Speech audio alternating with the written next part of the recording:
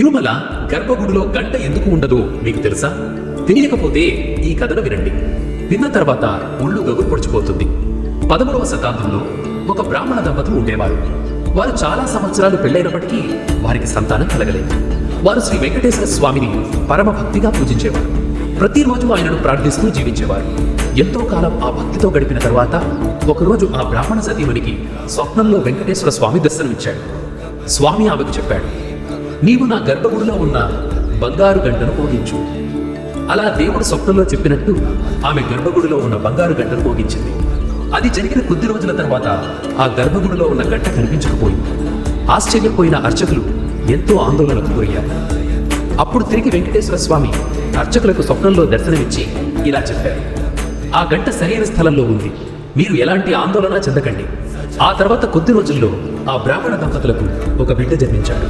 ఆ బిడ్డ వేరెవ్వరూ కాదు, స్వయంగా వేదాంత దేశికుడు. భగవంతుని కృప వల్ల జన్మించిన గొప్ప ధార్మికుడిగా ఆయన ప్రపంచానికి ప్రసిద్ధి చెందినవారు. అప్పటి నుండి తిరుమల గర్భగుడిలో గంట మోగించరు. ఆ గంట ఆ దేవాలయంలో ఉండదు కూడా. అది ఒక దైవిక సంకేతంగా మారింది.